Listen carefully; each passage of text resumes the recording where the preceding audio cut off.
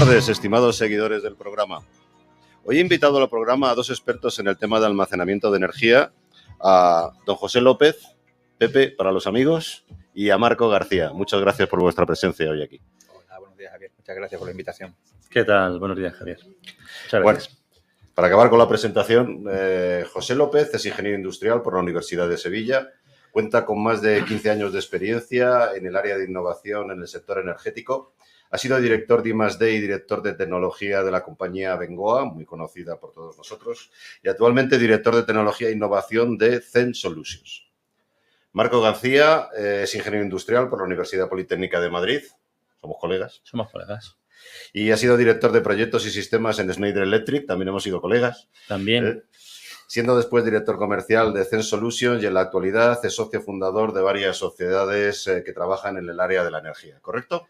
Muy correcto. Muchas gracias, Javier, Muy bien. por los datos. Ellos nos van a descubrir muchos detalles en esta área tan importante de la tecnología para lograr la sostenibilidad en nuestro planeta. Tema que, como sabéis, últimamente en nuestro programa es un tema que tratamos con profusión y que creo que a nuestros seguidores del programa les interesa mucho.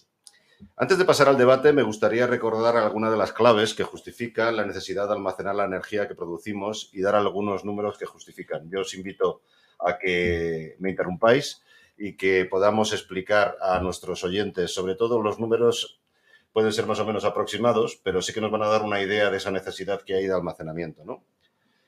Primero, algo importante que no todo el mundo conoce, pero que yo siempre repito, la energía eléctrica es una maravilla porque es algo que se produce y se consume. Si no se almacena, tenemos que producir en el mismo momento en que la vamos a utilizar. Es decir, que si yo enciendo una lamparita en mi casa, se va a enterar la red y la red tiene que automáticamente producir esa energía que yo voy a utilizar en la lamparita. O bien tengo que tener la red muy llena de almacenamiento, de baterías, para que en ese momento se produzca esa corriente. De hecho, la red sí que tiene alguna capacidad de almacenamiento, pero es muy poquita, pero a través de la capacidad propia de las líneas y del sistema eléctrico. Esto ya es un tema como más complicado. Quedémonos con la idea. Toda la electricidad que necesitamos en un momento dado se tiene que producir. Imaginemos la complejidad que tiene pues grandes consumidores como una acería o que se enciendan todas las luces de pronto de un partido de fútbol, ¿verdad? Pepe, lo hablábamos antes. Correcto. La necesidad técnica de poder cazar perfectamente la generación con el consumo, la verdad es que es todo un reto y se tiene que hacer prácticamente segundo a segundo. Justamente por eso es tan importante la planificación y las previsiones de demanda que va a haber tanto en el día actual como en los días posteriores, ¿no? Vamos a utilizar concretamente, además, los números que nos da Redesa, Red Eléctrica de España. Me parece que incluso tú tienes, Pepe se ha traído en su tablet, además, en tiempo real, cuál es el consumo. Puede hacer cualquiera porque son unas páginas disponibles para cualquier usuario en el que se ve el consumo instantáneo de España y cuáles son las aportaciones que están haciendo cada una de las fuentes energéticas. ¿Cuál es el consumo ahora?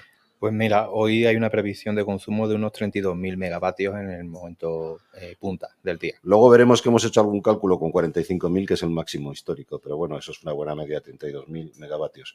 Recordemos lo que es un vatio. Un megavatio son 10 a la 6, 1 millón, ¿no? Si no Correcto, me equivoco, un millón de vatios.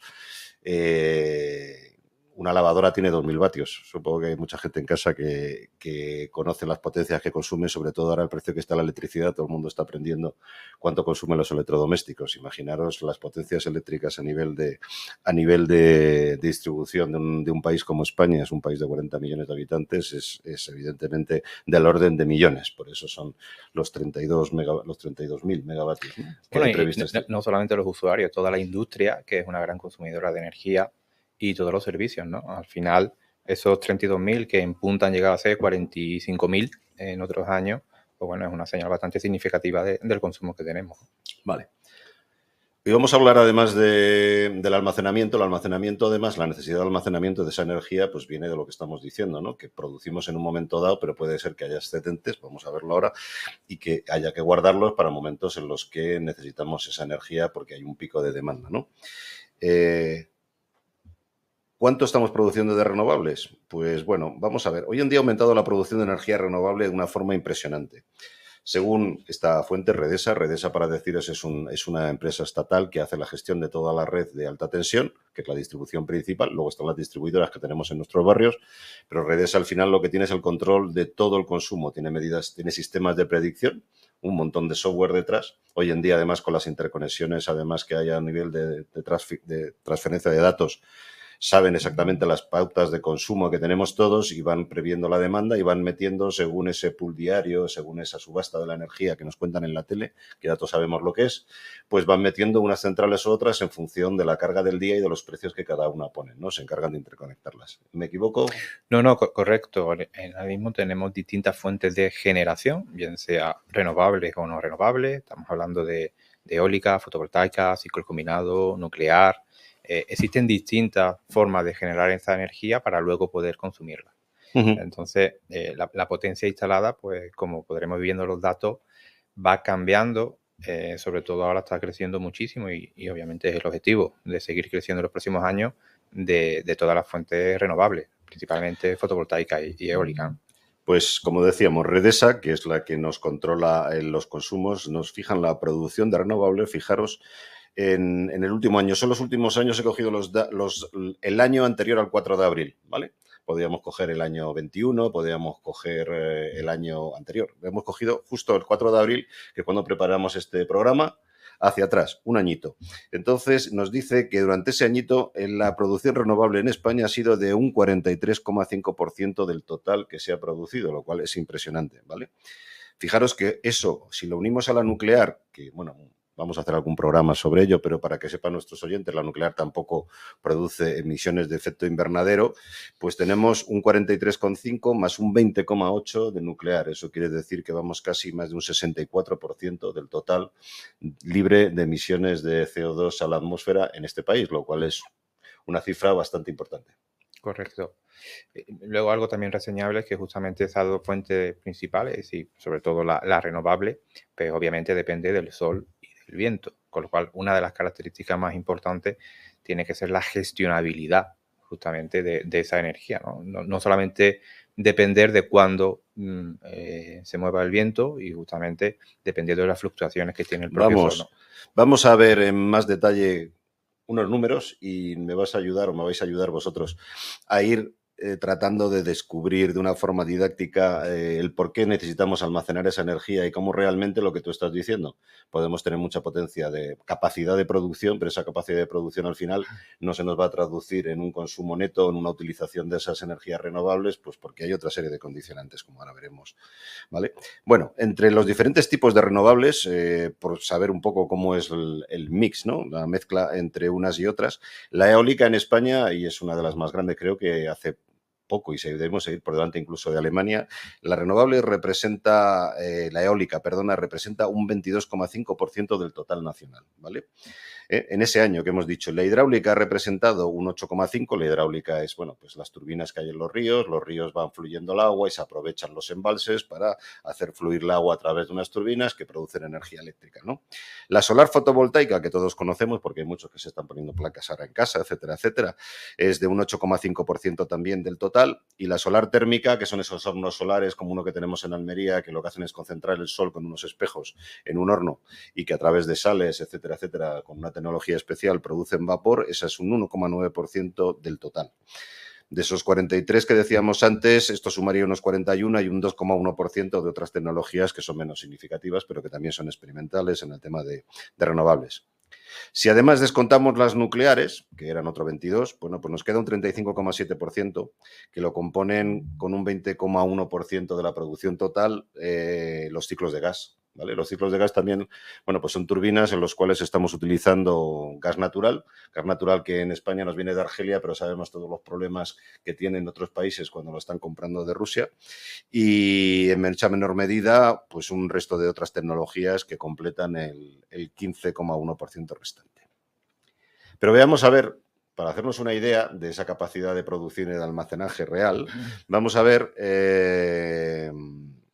qué potencia tenemos actualmente en generación. Es decir, si lo pusiéramos todo a funcionar, cosa que además es imposible porque ponerlas por la noche las solares es imposible, las fotovoltaicas, pero bueno, y si hiciera un viento tremendo, pero la potencia instalada ahora disponible en España son 113.855 megavatios. Recordaros, megavatios, 1.000.000 de vatios. 113.855. Pero es curioso porque la mayor demanda registrada, es decir, todos los puntos de suministro que tenemos en España, nuestros hogares, etcétera, etcétera, los grandes consumidores, el pico que ahora mismo nos comenta Redesa que ha sido el más alto fue en diciembre del 2007. Bueno, frío seguramente, habría muchos sitios nevados, fue de 45.450 megavatios. Ahora nos has dicho tú, eran 32.000 este año. Aproximadamente. Eso os va a explicar muchas cosas. Los 45.000 los hemos utilizado como base para sacaros el tanto por ciento de lo que produce. Vamos a ver ahora lo que produce cada una, ¿vale?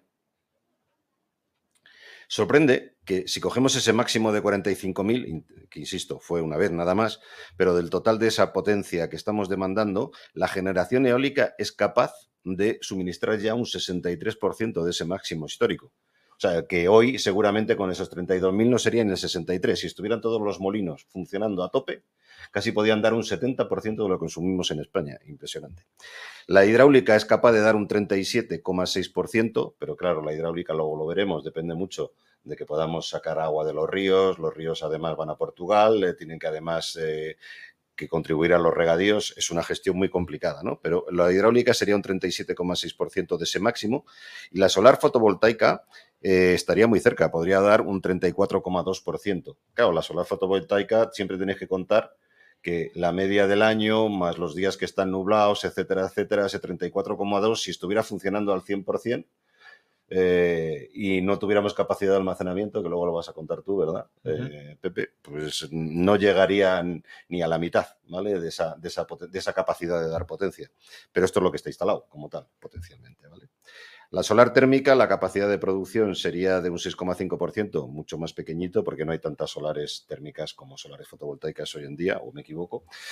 Y sorprende también que tengamos tanta capacidad de generación en ciclos combinados que usan gas. Los ciclos combinados representan el 57,8% de ese máximo, es decir, que incluso en el día de hoy, pues incluso podrían dar un 60% también, casi están al nivel de los molinos de viento. Pero no están funcionando continuamente. Luego lo veréis que no contribuyen tanto. La nuclear, en cambio, llegaría a un 15,7% de ese máximo. Pero de hecho está dando más porque está continuamente funcionando y ese máximo no se ha vuelto a dar durante el último año. Entonces, con esto que estamos viendo, pues no sé, primero yo sacaría una conclusión aquí, que tenemos mucha chatarra todavía y muchas centrales que seguramente de esos 113.855 megavatios que tenemos instalados a los 45.000 de máxima demanda, ya sabemos que todos no tienen que entrar al mismo tiempo, pero seguramente tenemos centrales que seguramente no están entrando nunca. Por supuesto, las de carbón se están parando y las de ciclo combinado se trata de que entren lo menos posible, ¿no? El almacenamiento de la energía, evidentemente tenemos que lograr almacenar la energía que tenga menor coste y que además sea la energía más limpia. Y la nuclear, vamos a ver cómo es capaz o cómo ha contribuido con esos números que hemos dicho antes y la capacidad de producción, cuál es la estructura de cada una de esos tipos de producciones, ¿no? La energía nuclear, que es la que es capaz de dar un 15,7% de ese máximo, es decir, lo que hemos visto antes, como no hay un máximo durante todo el año, la media del año ha sido menor, durante el último año ha llegado a producir una media del 20,8%. ¿Qué significa esto? Bueno, que las nucleares están ahí, no se pueden parar, solamente se paran cuando se hacen recargas, están funcionando siempre al 100%.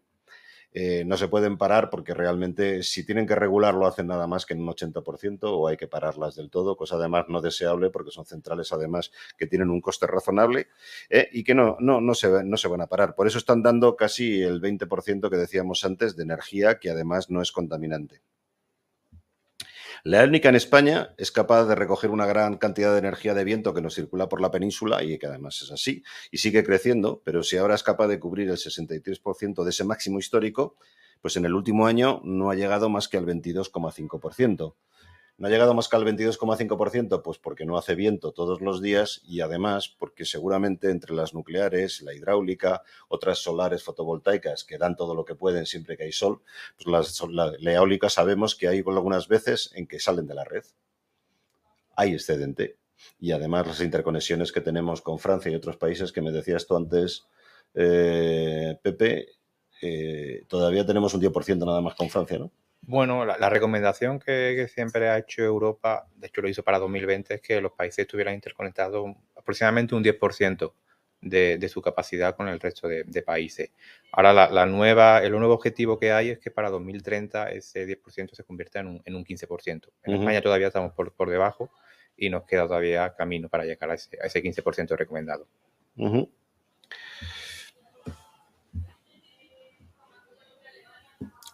La hidráulica, ya lo hemos dicho antes, es muy importante. Por los números anteriores tiene una capacidad de un 37,6% de dar ese máximo de demanda, pero ha contribuido con un 8,5%. Lógico, porque las cuencas hidrográficas, lo he explicado antes, tienen sus limitaciones. ¿Me decías, Marco? No, sí, te iba a decir que de la hidráulica, que todo el mundo tenemos en mente los embalses y tal. La hidráulica no solamente son estos, son muchos saltos, muchos pequeños saltos que hay en montaña, que hay en pequeños ríos, que hay tal, y hay muchas centrales de pequeño tamaño que tienen una capacidad importante. Evidentemente, todo esto, como tú bien dices, no está sujeto a mucha variabilidad, porque depende de la pluviosidad, depende de los regadíos, depende de las cuencas hidrográficas y hay mucha variabilidad, con lo cual la hidroeléctrica es una fuente, sí, es renovable, pero no puede tener nunca tanto peso como pueda tener un eólico, como pueda tener fotovoltaico, como ya veremos. Está claro, Marco. Bueno, y luego nos quedan efectivamente las fotovoltaicas y las térmicas, ¿no? Las que dependen del sol, que precisamente no es que le falte a este país. Pero claro, las horas que brilla el astro rey, pues no son tantas y además hay nubes, con lo cual pues es una energía que con un 34,2% de capacidad instalada de producir energía, evidentemente por las noches no la produce, y las termosolares también es un 6,5, 34,2 unas, 6,5 las termosolares, las que dependen del sol, pero apenas han cubierto en el último año una media del 8,5% y 1,9% respectivamente. Eso nos dice que si bien en eólica el país está empezando a estar ya muy bien situado en cuanto a captura de la potencial, todavía en solares podemos crecer mucho por ese tema que estábamos diciendo, porque no funcionan por las noches y porque gracias a lo que vamos a ver ahora, al almacenamiento de la energía que producen, van a ser mucho más fáciles de regular durante el día, luego lo explicamos, ¿verdad, Pepe? Y aparte de eso, vamos a poder almacenar para que cuando no están produciendo puedan soltar a la red esa energía que han generado durante el día. Pero para eso seguramente se van, y de hecho hay bastantes proyectos solares que se siguen instalando en el país, ¿ves? Bueno, con lo visto hasta ahora, la clave para lograr, está claro, mayor sostenibilidad en nuestro sistema eléctrico es hacer crecer la capacidad de almacenamiento de energía eléctrica en nuestro país. Y, ¿por qué no ponernos de acuerdo, lo que decíamos antes, con Europa para mejorar la capacidad de las interconexiones, ¿no? Que es importante, luego hablaremos de ello. Ello nos permitirá jugar bien con el almacenamiento y, por ejemplo, vender fuera nuestro posible excedente. Bueno, si os parece bien, pasamos a un debate más interactivo. José, si te parece, empezamos explicando la actividad de una empresa. ¿Qué es lo que hace Zen Solutions? Muy bien. Bueno, pues Zen Solutions nace en el año 1994, sobre todo para dar servicio al sector industrial eléctrico y especializándose tanto en el diseño, fabricación y servicios asociados a equipamiento de media y baja tensión, a salas eléctricas modulares y ahora mismo en sistemas de almacenamiento de energía. Además, tiene una actividad de servicio y asociadas a la línea de negocios de industria y agua.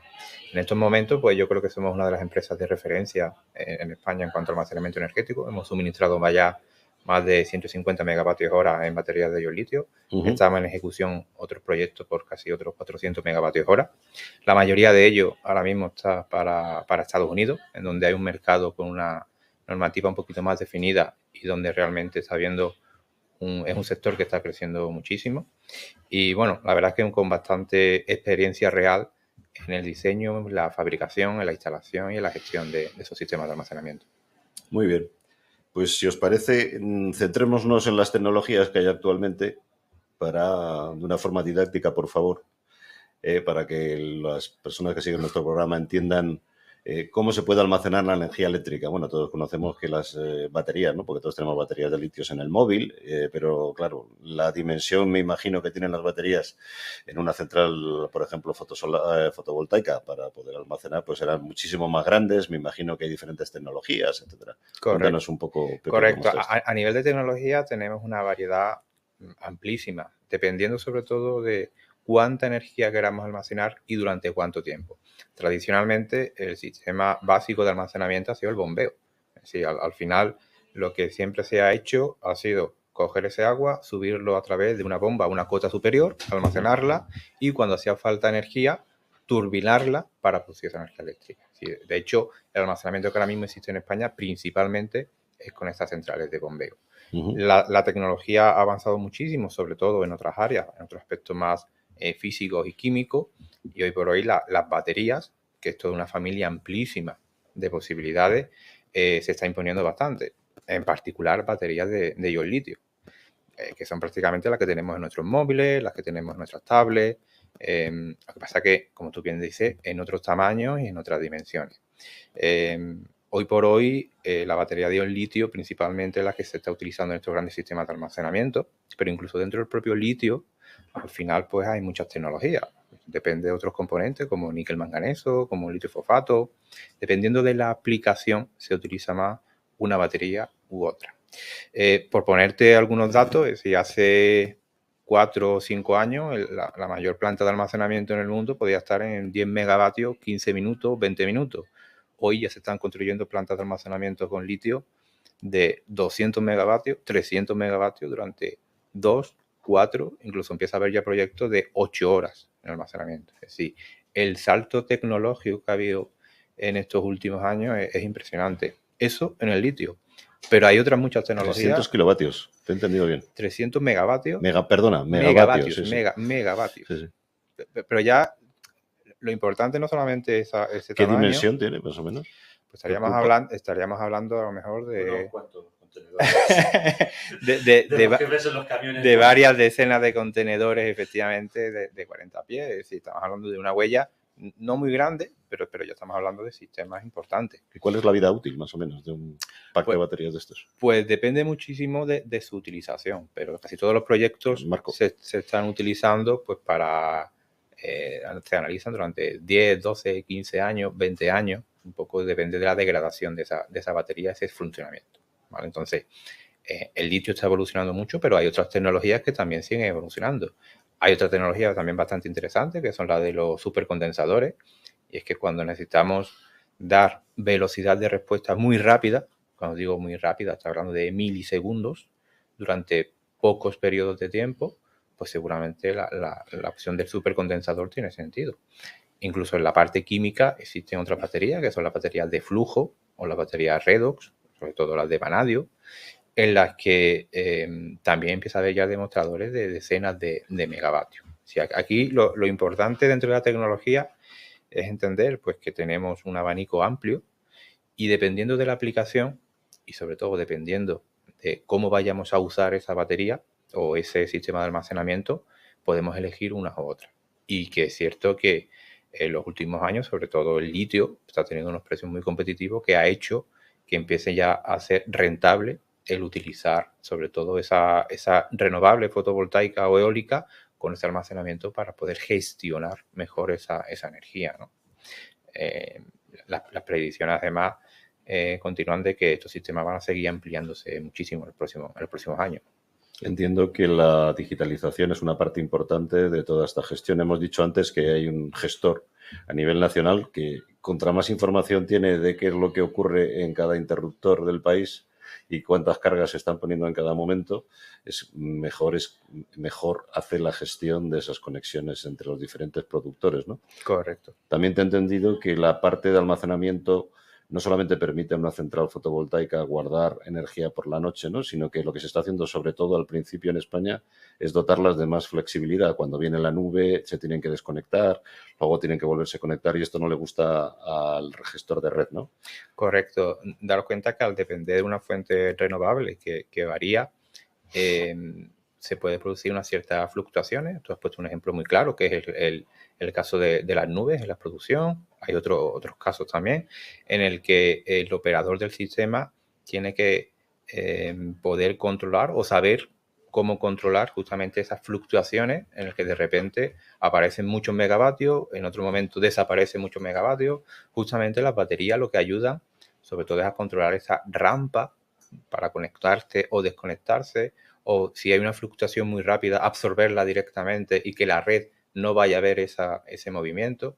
Con lo cual, los sistemas de almacenamiento, además de mejorar la gestionabilidad, mejorar la calidad de la energía que se inyecta a la red, justamente por esa gestión local que hace, ¿no?, en la planta.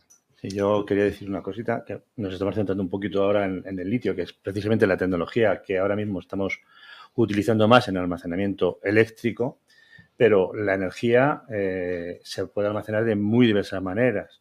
Hay energía mecánica que se almacena, lo puedes almacenar en un resorte, lo puedes almacenar en algo que pueda recuperar. Energía cinética, que la almacenas en un volante de inercia, y eso es muy tradicional de toda la tecnología, toda la técnica tradicional. Han existido sistemas donde hemos almacenado movimiento en volantes de inercia, ¿no?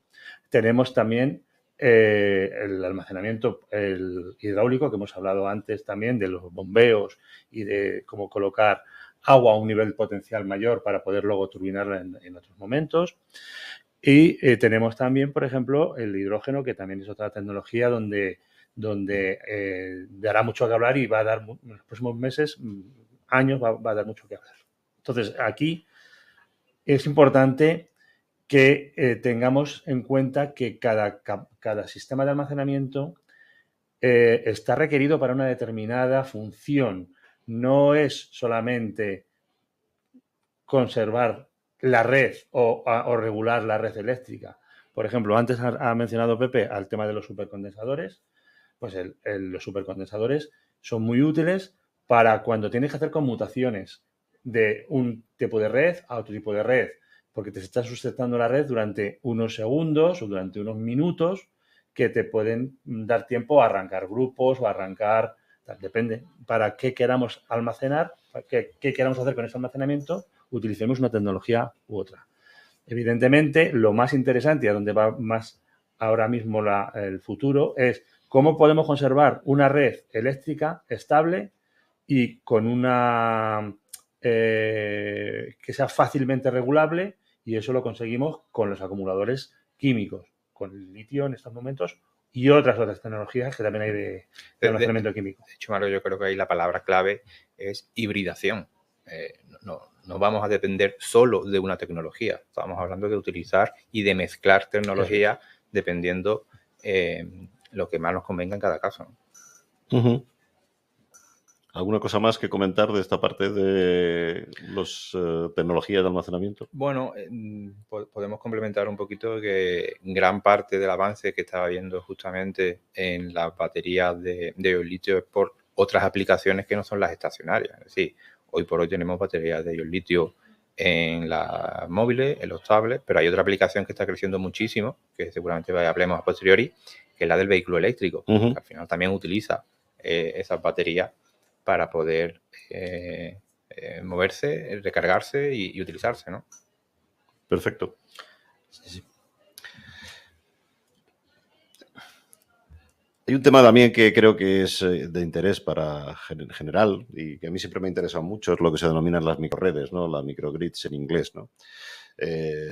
Si por un lado parece que la interconexión en Europa es una vía para lograr un mayor equilibrio en el sistema de distribución eléctrico, evidentemente aumentando esa capacidad de conexión que tenemos con Francia, ¿cómo creéis que la generación de energía debería evolucionar? ¿Con grandes centros de producción? Lo que con la energía renovable no parece razonable, o debemos ir más a lo que se denomina pues las microredes, ¿no? En que pueden estar localmente o pueden estar aisladas, no aisladas, conectadas. ¿Cómo se debería, o cómo veis vosotros que se debería combinar ambas cosas? Bueno, parece que hay cierta disputa entre la generación centralizada o generación distribuida, cuando seguramente sean complementarias. Es decir, hoy por hoy esa generación distribuida empieza a tener ya mucho sentido precisamente por el almacenamiento. Hasta ahora, si una microgrid no deja de ser una red en pequeñita, en donde hay un generador, en donde hay un consumidor, pero luego nuevamente tiene que haber un sistema buffer que pueda ayudar a cazar esos dos sistemas. Precisamente hablamos de microredes, pero ya hay sistemas que de micro son pocos. Si estamos hablando, siempre decimos que son microredes y se nos viene a la cabeza decenas de kilovatios, centenares de kilovatios, pero ya hay sistemas de muchas decenas de megavatios. Así que ya justamente la palabra microgrid hay que también ponerla en relativo. Sí, teníamos que ir ya casi a redes en isla. Casi, sí, ¿no? Efectivamente. Y justamente esas microgrid depende si son totalmente aisladas o están interconectadas con otros sistemas. Al final ahí hay explicaciones que claramente una microgrid tiene mucho sentido, sobre todo en zonas aisladas, en zonas donde hay una mala red de distribución o donde es complicado llegar para poder interconectarlos a otros sistemas. Aplicaciones específicas puede hacer en hospitales, en defensa, incluso en universidades, puede tener mucho sentido. También depende del sitio del mundo en el que estemos. Obviamente España, Europa tiene una red bastante potente, interconectada y bastante robusta. Hay otros países en los que precisamente tienen que potenciar esa generación distribuida, ¿no? Muy bien. Vamos a pasar unos minutos a publicidad y volvemos enseguida. Decisión Radio, porque tú ya has decidido. Decisión Radio sigue creciendo y lo hace gracias a vosotros, decididos. Únete a nuestra sección del Club de Amigos, donde podrás encontrar descuentos en múltiples tiendas nacionales e internacionales, viajes, moda y muchos productos más. También tendrás acceso a nuestro contenido premium, más exclusivo, con lo mejor de tus programas favoritos. No esperes más y hazte con la tarjeta del Club de Amigos de Decisión Radio.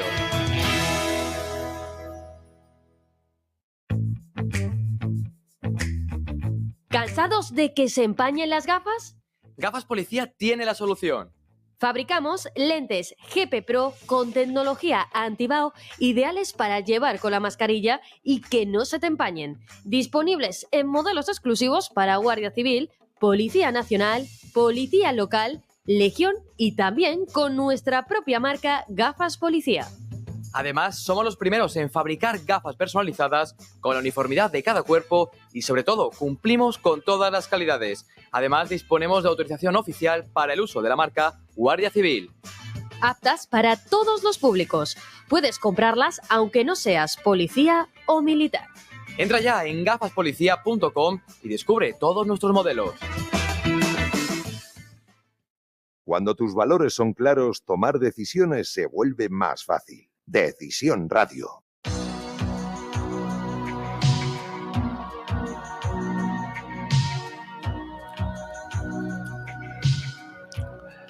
Buenas tardes de nuevo. Seguimos con la segunda parte de nuestro programa de hoy dedicado al almacenamiento de energía y con una pregunta que quería haceros nueva, Pepe, Marco.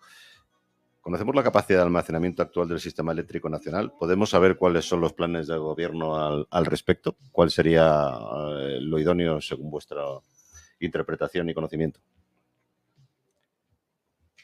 Pues mira, precisamente en 2021 se aprobó la Estrategia Nacional de Almacenamiento Energético, ¿vale? En el que ya se fijan unos objetivos cuantificables en los próximos años. En estos momentos en España precisamente hay unos 8 gigavatios de almacenamiento instalado, principalmente almacenamiento en bombeo, pero sí hay unos planes ya en los que hablan que para el 2030 debería haber unos 20 gigavatios, por lo cual es un salto bastante cualitativo y cuantitativo de pasar de esos 8 a esos 20. Y se habla que para el 2050 estaríamos hablando también de unos 30 gigavatios, ¿vale? Con lo cual están puestos en marcha distintos programas. De hecho, actualmente hay un programa de financiación dentro del marco de los PERTE que está potenciando toda la parte de almacenamiento. Pepe, a lo mejor te pongo en un aprieto, pero Pregunta para ingeniero. Has dicho, estamos hablando de almacenamiento ahora de 20 gigavatios. Correcto. Sería total, estamos hablando de potencia en almacenamiento, Sí. vatios. Y antes hemos hablado de demanda diaria, ¿no? La demanda diaria que eran 45.000, ¿no? Megavatios, ¿me equivoco? Correcto. Más o menos. Hoy 32.000. Hoy 30 y tantos mil. Hoy 30 y tantos mil. Mézclanos ambas cifras. Bueno, en plan prófano.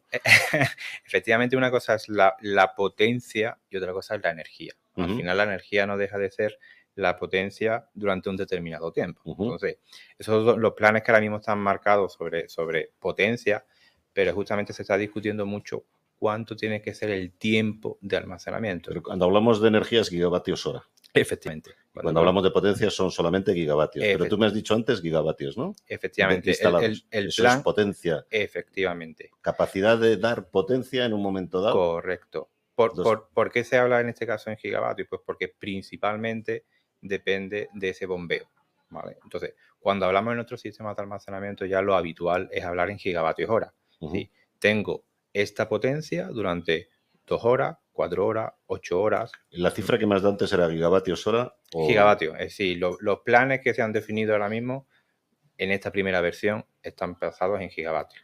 O Lo sea, que pasa sería es que, potencia, capacidad de almacenar. efectivamente. Es una burrada. Es bueno, Por es, decirlo llanamente. es muchísimo frente a lo que teníamos hasta ahora, pero hay que recordar que hay otros países. ¿Cuánto tenemos ahora? ¿Lo tenemos? Sí, estamos hablando de Unos unos 8. 8 aproximadamente. Hay otros países, sobre todo en Estados Unidos, Reino Unido, Australia, en donde el mercado está creciendo de una forma exponencial. Ujú. Es decir, obviamente allí también tienen otras necesidades a nivel de O redes. sea, España está retrasada. No, digamos que hasta ahora no hemos tenido ese problema porque teníamos una red robusta, pero es cierto que ya ha llegado.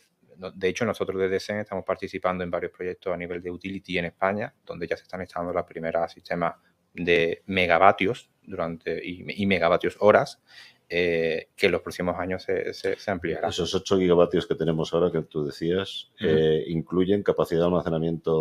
Bombeo. Principalmente, hoy por hoy, bombeo. Casi todo bombeo, porque el otro no es todavía muy significativo. En España, a nivel de batería, hay todavía pocos proyectos. Estaríamos hablando de decenas de megavatios hora por ahora. Pero cada vez más. Sí, todos los nuevos desarrollos de fotovoltaica, prácticamente todos, ya tienen en cuenta el incorporar un sistema de almacenamiento en batería. Me decías tú que además a la hora de recibir conexión, poder conectar a red y permisos, etcétera, se valora el que tengan capacidad de regulación, ¿no? En los concursos en donde se licita justamente los puntos de conexión, ya, como es lógico, uno de los puntos clave es la gestionabilidad de esa planta, con lo cual prácticamente toda la nueva fotovoltaica que se instalará en España pues tendrá que tener un sistema de almacenamiento. Y ahora depende muchísimo del modelo de negocio que ese desarrollador utilice, pues estaremos hablando de más tiempo, de menos tiempo de almacenamiento. Pero que la fotovoltaica y el almacenamiento en batería y en otros, por supuesto, en otras tecnologías se va a incrementar muchísimo en España, ya es una realidad. Uh-huh. Hombre, hay que tener en cuenta también, lo has mencionado antes tú, Pepe, el tema de la robustez de la red, ¿no? Estados Unidos es un país donde depende del sitio donde te encuentres, la red puede ser muy, muy débil, como se dio cuando se dio el caso de los problemas que hubo en California y tal, que saltó todo prácticamente por los aires, o puedes encontrarte zonas mucho más lógicas y mucho más robustas. Pero sí que es verdad que en estos países que he mencionado está habiendo una política también de instalación de mucha energía renovable acompañada del almacenamiento, sobre todo en fotovoltaica y en algunos países nórdicos también en el tema de viento eólico. Entonces, es así. Nosotros, ¿qué ocurre? Que nuestra red, lo he mencionado, es una red bastante estable, una red bastante robusta. Estamos, además, bien interconectados todavía con Europa y entonces eso nos permite una gran estabilidad. Por eso no es que estamos retrasados, es que todavía no hemos tenido esa necesidad. Yo creo que cuando más crezca el mundo renovable, cuando más crezcan las centrales de producción de energía renovable en España, más se van a incorporar sistemas de almacenamiento de estas características de tipo químico o de lo que sea, ¿no? Sí. Ahí un poco por complementar lo que dice Marco. Es decir, claro, muchas veces hablamos de Estados Unidos como si fuese un único país a nivel eléctrico, pero cada estado prácticamente tiene sus reglas de juego y su infraestructura, ¿no? Con lo cual, efectivamente, no son comparables todos los países, ¿no? Pero que en España y en Europa en general va a haber un incremento sustancial de almacenamiento, está claro. Y no solamente el litio, es decir, estamos hablando ahora mismo mucho de litio, pues porque comercialmente y a nivel de madurez de tecnología es una realidad, pero yo estoy convencido de que vendrán otras tecnologías que en cuanto los números empiecen a cuadrar bien, se implantarán también. Es una realidad.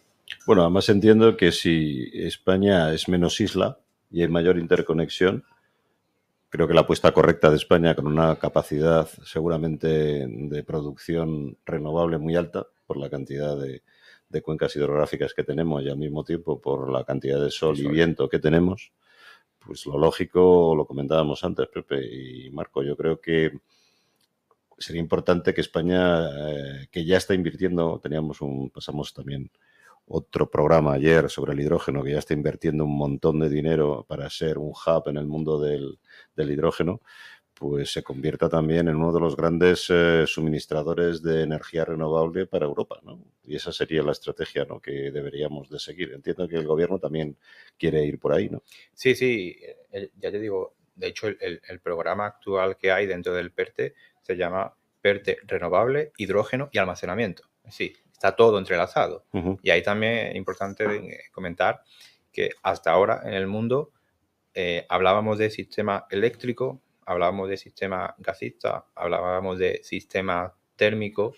Vamos a una confluencia de todos esos sistemas. Es decir, afortunadamente ya empezamos a poder conectar y interconectar el sistema eléctrico con el sistema gasista, en este caso a lo mejor con hidrógeno. Es decir, con hidrógeno, que es un gas, podemos producir energía eléctrica que podemos verter a la red. Cuando sobra, a su vez, la podemos almacenar en ese gas. Es decir, empezamos a confluir los sistemas energéticos. Ya no vamos a hablar solamente de sistema eléctrico o sistema de gas o sistema térmico. Vamos a hablar de energía. Y dependiendo de la necesidad que tengamos, iremos hacia un lado o hacia otro. Y el almacenamiento es justamente clave para poder interconectar todos esos sistemas. ¿Algo más sobre los planes de España que queréis comentar? No. Está pues correcto. Bueno, aquí tengo preparada otra pregunta. Quizá esta es la parte que más siempre me gusta al final tratar con mis invitados, y es la parte, digamos, futurista. Ideas de futuro que, aunque sean utópicas, podemos pensar que van a hacerse realidad en un futuro próximo. Ahora mismo sabemos que tenemos que combinar un montón de tecnologías, como la del hidrógeno que tú has comentado, en un plan además que el gobierno, haciendo un resumen de lo que has dicho, está considerando como un todo global, incluyendo también la parte gasista, etcétera, etcétera.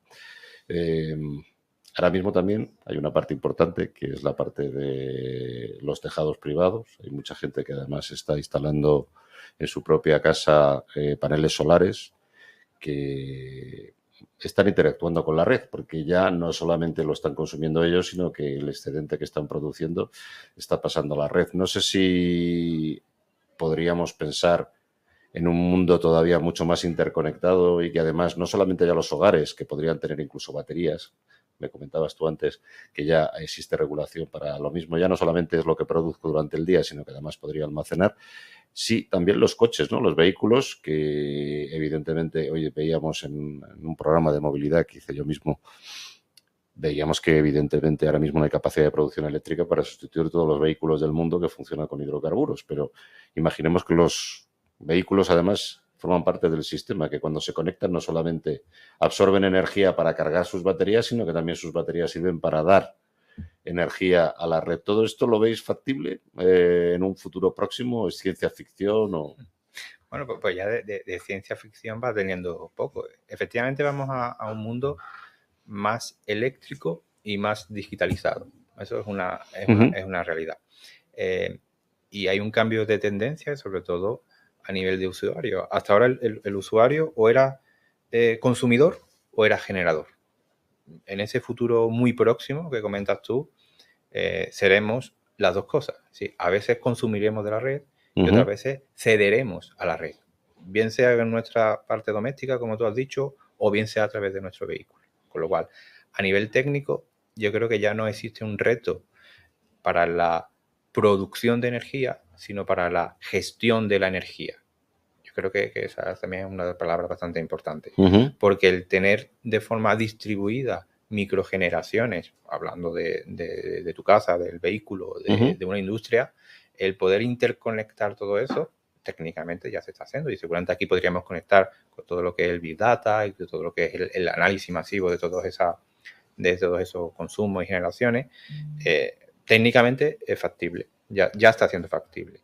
Lo que casi siempre pasa es que, como es normal, la técnica va por delante de la legislación. Es decir, en los próximos años pues tendrán que aparecer nuevas figuras, como son las plantas de generación virtuales, lo que son los agregadores energéticos, lo que será una regulación clara en cómo se va a retribuir esa sesión o ese consumo. Es decir, queda un mundo legislativo en los próximos años. Te voy a interrumpir. Bueno, yo he tenido colegas de la escuela que han terminado en el Ministerio de Industria y llevando además parte de subvenciones, fomentando la I+D, etcétera, etcétera. Hicimos un programa aquí también con una persona que está muy involucrada y vamos a traer también a alguien del Ayuntamiento de Madrid en fecha próxima para hablar de todos los temas tecnológicos y I+D. Yo creo que lo que tú has dicho es cierto, que la normativa va por detrás de la tecnología, pero yo animaría a que nuestros colegas de la administración, de las administraciones, en vez de hacer política, escucharan a sus técnicos, que tienen muchos. No entiendo por qué la tecnología, sinceramente, tiene que ir por delante de la normativa. Yo creo que la normativa debería de anticiparse a la tecnología, ¿vale? Y que debería ser mucho más tecnológicos nuestras decisiones políticas en cuanto a legislación. Es absurdo lo que ocurre muchas veces. El otro día, hablando de vehículos eléctricos, me sorprendió.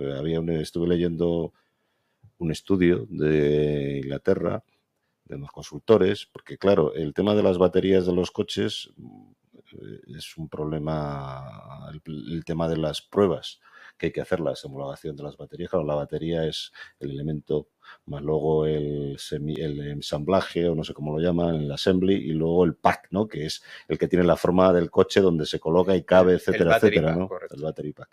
Todo esto al final conlleva una serie de ensayos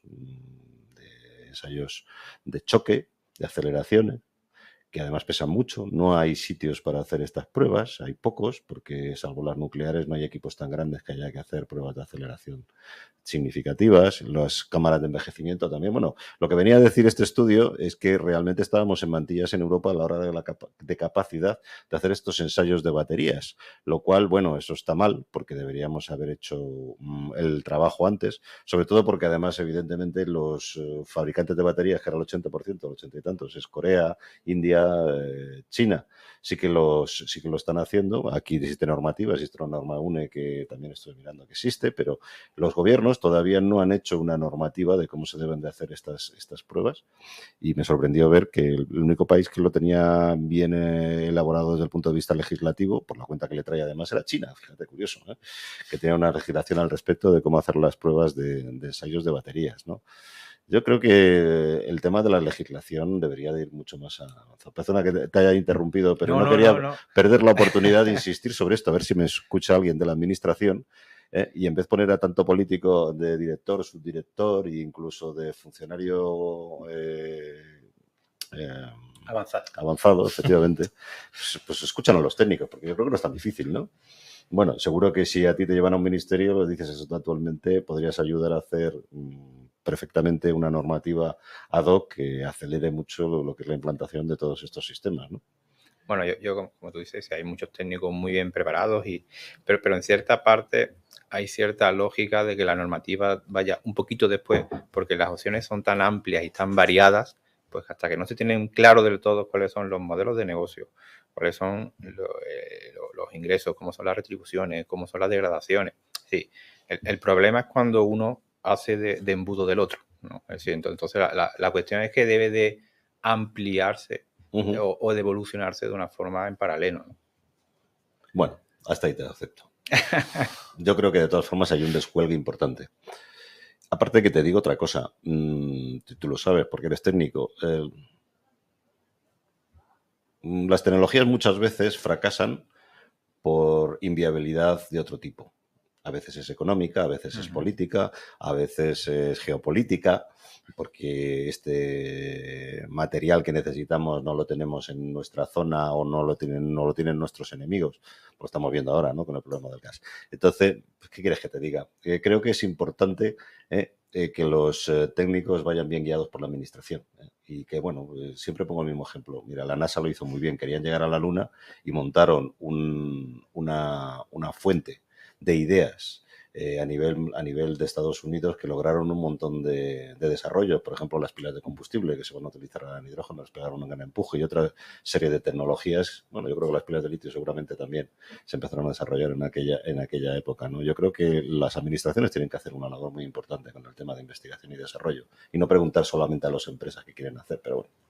Ese es motivo de otro programa. Efectivamente, pero es muy interesante lo que dice Javier, porque existe esas fluctuaciones tecnológicas. Es decir, hoy estamos hablando de vehículos eléctricos, cuando hace 80 años ya existían vehículos eléctricos. El primero lo hizo Siemens en 1917 o 14. Sí. Con lo cual, hoy estamos hablando de hidrógeno, pero efectivamente, como tú dices, la NASA ya desarrollaba pilas de combustible hace muchos años, con lo cual existe esas olas tecnológicas en las que es importante tener esa planificación a nivel ya casi que estratégico para decir hacia dónde vamos a ir, ¿no?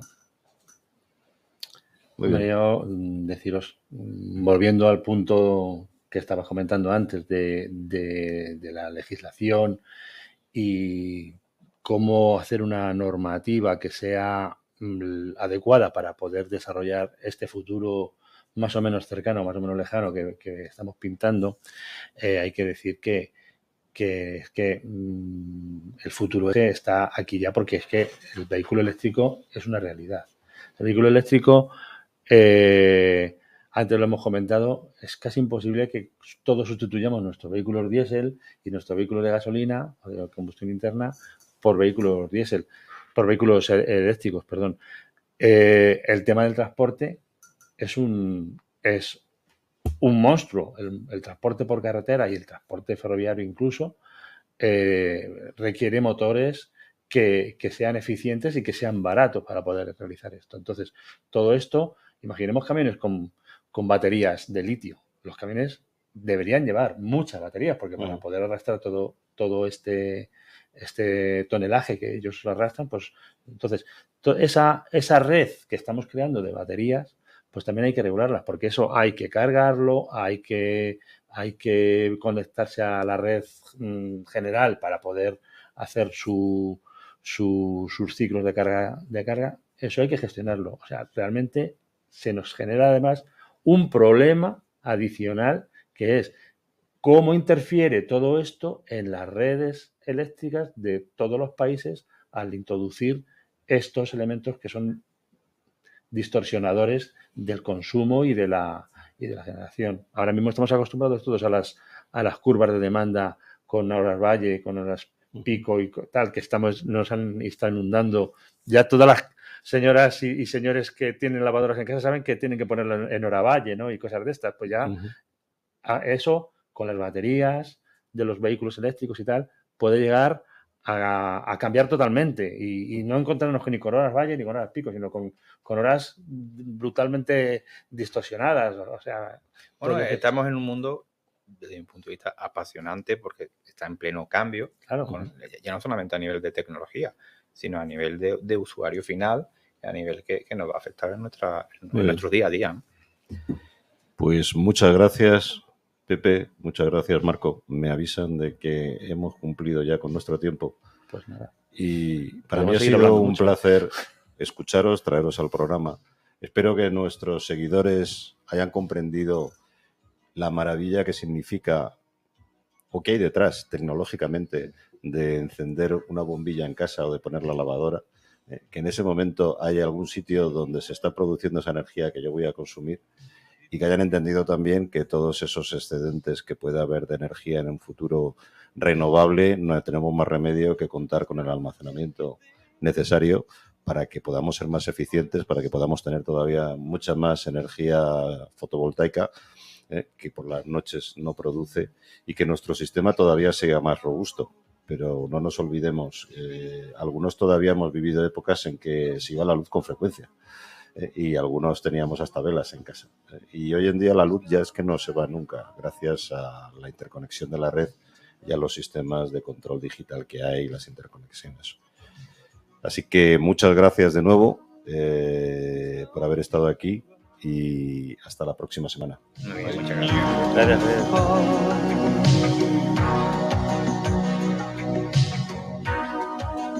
Who's gonna hang it up when you call?